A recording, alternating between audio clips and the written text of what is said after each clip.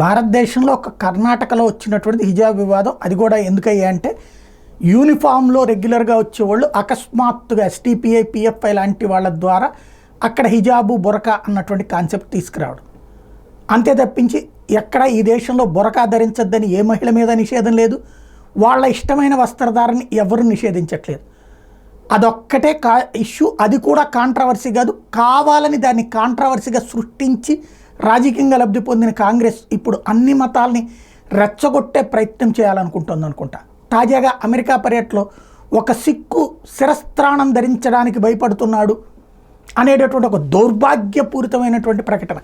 ఒకనాడు ఇట్లాంటి దరిద్రపు బుజ్జగింపు చర్యలతోనే అకాలీదళ్ని దెబ్బతీయడం కోసం అని చెప్పేసి ఖలిస్తానీ ఉద్యమాన్ని పెంచి పోషించి బింద్రన్ వాలేని పెంచి పోషించి చివరికి అతను కాస్త ఏకుమేకై దేశద్రోహం చేసి దేశం మీదకి యుద్ధానికి సిద్ధమైతే ఆపరేషన్ బ్లూ స్టార్ ద్వారా ఆడిని చంపి ఆ తర్వాత ఆడి కోసం అభిమానులైనటువంటి సిక్కుల ద్వారా తన మా నాయనమ్మ చచ్చిపోయినటువంటి ఘటన.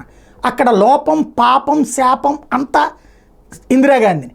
మళ్ళీ ఇప్పుడు అట్లాంటి దరిద్ర పని మనవడి గారైనటువంటి రాహుల్ గాంధీ చేస్తున్నారు. ఖలిస్తానీ ఉద్యమంతో దేశాన్ని మొక్కలు చేయాలని పాకిస్తాన్లో ఉన్నటువంటి పంజాబ్ను కూడా మొక్కలు చేసి రెండింటినీ కలిపేసి ఒక దేశం ఏర్పాటు చేసుకోవాలని మళ్ళీ ఖలిస్తానీ ఉద్యమం రెచ్చిపోతుంటే ఆ రెచ్చిపోయేటటువంటి వాళ్ళకి అమెరికాలో బ్రిటన్లో లేకపోతే కెనడాలో ఆస్ట్రేలియాలో అండగా నిలబడేటటువంటి వాళ్ళు తయారవుతుంటే ఈయనెళ్ళి అక్కడికి వెళ్ళి ఖలిస్తానీలని రెచ్చగొడుతూ భారత్లో ఒక సిక్కు శిరస్త్రాణం ధరించడానికి సిద్ధంగా లేడు, భయపడుతున్నాడు అనే ఒక దరిద్రమైనటువంటి స్టేట్మెంట్ ఇచ్చాడు. ఇప్పుడు దాన్నే సిక్కులు నిలదీశారు. మాకు ఎవరు భయపడుతున్నాం మేము సమాధానం చెప్పు అంటే ఆయన ఇంటి ముందు ఆందోళన చేశారు. కానీ ఆయన చల్లాల్సిన విషయం విదేశాల్లో చల్లొచ్చారు.